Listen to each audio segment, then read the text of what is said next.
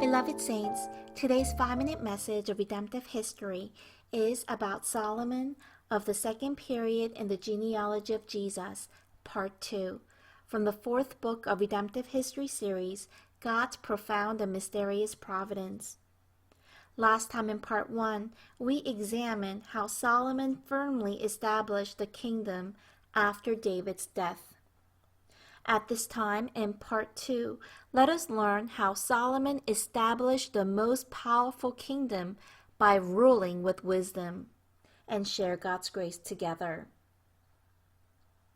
Solomon had built the most powerful kingdom in the history of Israel. First, the kingdom was divided into 12 administrative districts. Each district had to provide supplies to the royal household for 1 month in the year. Second, the kingdom had secured the largest territorial area during Solomon's reign. Solomon ruled over all the kings from the Euphrates River, even to the land of the Philistines, and as far as the border of Egypt.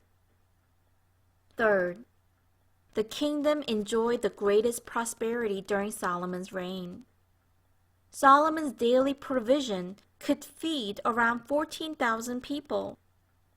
The amount of gold that came in to Solomon annually as tax was 666 talents, which amounts to 22,644 kilograms of gold.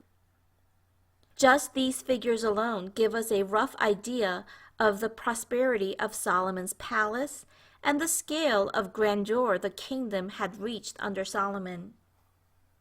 Fourth, the kingdom enjoyed the greatest peace during the reign of Solomon. In 1 Kings chapter 4, verse 25, it says, "During Solomon's lifetime, Judah and Israel, from Dan to Beersheba, lived in safety, everyone under their own vine and under their own fig tree."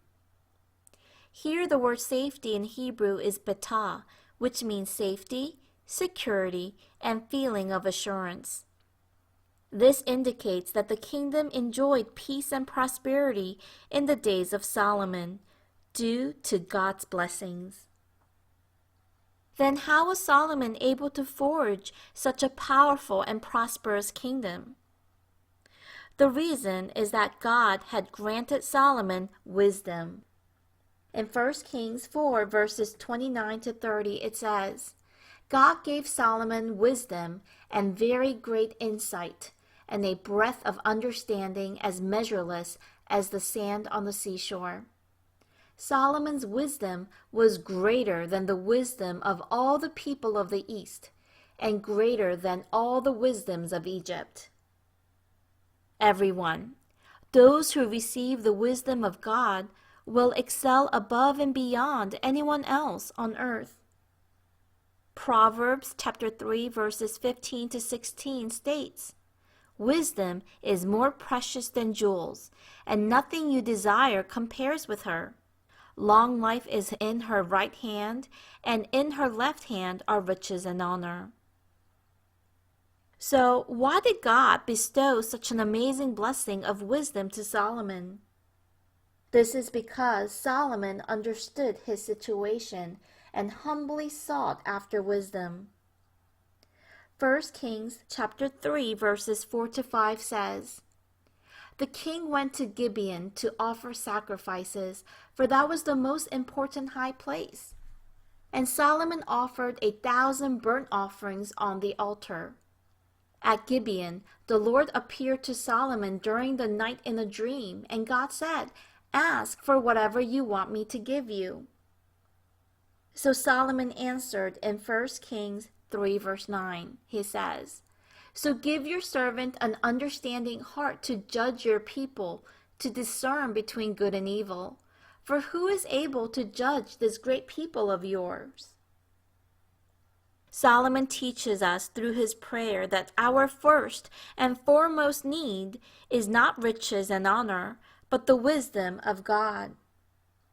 This prayer of Solomon was pleasing in God's sight. So God also gave what Solomon did not ask for, both riches and honor. In such a way, God will certainly grant wisdom to those who recognize their shortcomings and seek after wisdom. In James chapter 1 verse 5 states, "If any of you lacks wisdom, you should ask God, who gives generously to all without finding fault, and it will be given to you." Beloved saints, the wisdom Solomon asked for ultimately foreshadows Jesus Christ. In 1 Corinthians chapter 1 verse 24 it says, "Christ the power of God and the wisdom of God." Thus, whoever possesses the wisdom of God is someone that has Jesus in their hearts. And to have Jesus in their hearts means to have God's power and God's wisdom. And you will also possess honor and riches. Everyone, let us truly receive Jesus Christ into our hearts, He who is the wisdom of God. Then we will receive the gift of God's power and wisdom.